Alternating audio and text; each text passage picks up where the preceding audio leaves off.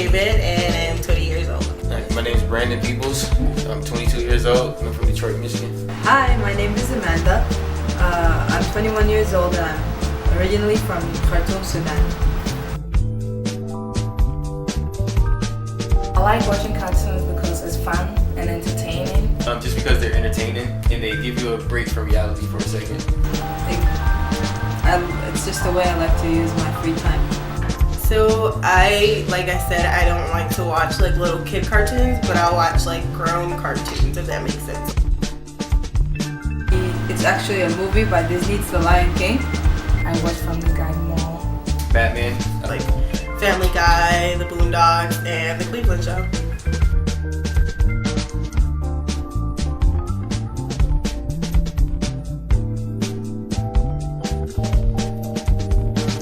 They represent them as angry. They're angry. All of them. It's like, as soon as I look at it, I just see aggression, I see violence. You can also see lots of just attitude. the head rolling and the finger use, and that's something kind of you'd associate with like a ghetto girl. So the stereotype of angry black woman is non-existent, because just because a black woman may seem like she's mad or angry all the time isn't true. It's something that they invented to make black women unapproachable and to make them seem unattractive. Presenting African American girls as sluts. It depicts a very trashy image, lots of skin is showing, and it's very inappropriate, I feel like, for cartoons, and especially when you show a certain race dressed this way and acting this way, it just reflects the whole entire race. And they are trying to say we all look like animals, and that is not how we represent ourselves. We don't dress like cattle or animals, we dress like a human being. So I see half-naked women and bigger breasts and bigger butts, and I haven't really seen any white female characters dressed as inappropriate. Meg is more conservative, whereas Roberta is more, she has a more fiery attitude. And it's a big stereotype saying that all black women have fiery attitudes. They are like very promiscuous looking, and this definitely relates to Sarah Baartman, because these women in these cartoons kind of resemble her, with the really big butts, the really big breasts, the really big lips. It's all the same and nothing's gonna change. They are dressed with scarf and apron, a slave or a maid in someone's house. A high reflection of slavery. They have big lips, it's sort of just like a messy appearance. It's just a way for white America to remind us of what they did to us. You know, because they don't have to portray black women like this.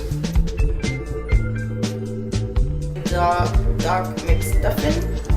I like Doc McStuffin.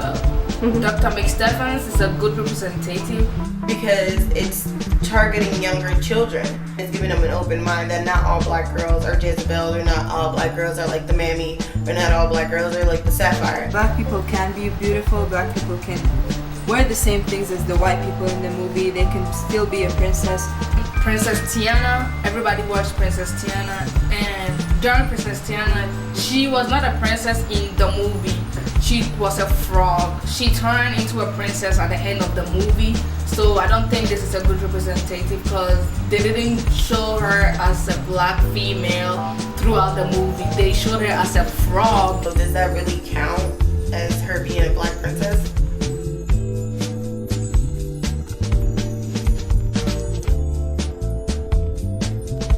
The like poofy afros. Thuggish, if that makes sense. Like the big chains, Piercing, afros. and they're wearing like basketball jerseys. So they associate like black males with being like super good at basketball or something. All my friends play basketball.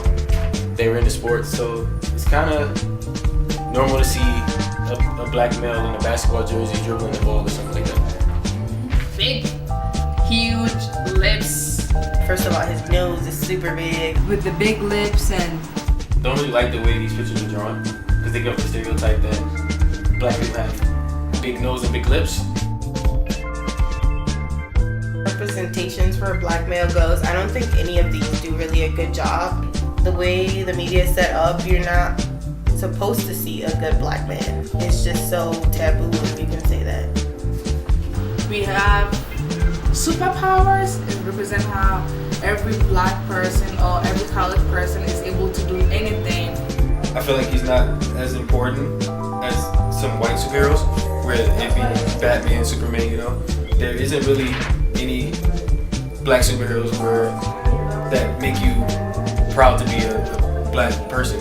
Because I know growing up as a kid, there wasn't any cartoon characters that I really liked that were black, you know, so I kind of gravitated towards Batman. And I think it'd be pretty cool to have more black superheroes or more black heroes in general. This past weekend, actually, I went to see the movie Frozen, and I noticed throughout the movie, the whole movie, not even once they showed a person of color or like a black person. The whole movie just involved white people as if we live in a world that doesn't have diversity. So basically, you see black characters in a film or movie, but they never just have an important role. They're just something there, and when they are main characters in the movie, it's usually very stereotypical characters, either like it involves violence or attitude or just you see it's just a common thing seen throughout most cartoons amongst black people. Sometimes I notice some stereotypes in Africa in cartoons, but I don't take it seriously because that is not how I represent myself or my friends or my family represent themselves. We represent ourselves as a good African American. So if they show a bad stereotypes in cartoons, it doesn't bothers me. So I feel like it's never going to change because it's been this way for 50 odd years, and the way I see it is the only time it'll change is if us as African Americans say that's not what we want to be portrayed as. But until that day happens, they're going to keep doing it. So I feel like the reason why things are going to be like this is because when we find a threat or when something is threatening to us, we find a way to diminish it, to make it little, to make it bad, so that at the end we're on top and they're not. And that's exactly what's happening with these black characters. White America wants to see black people a certain way, and that's their way and not any other way.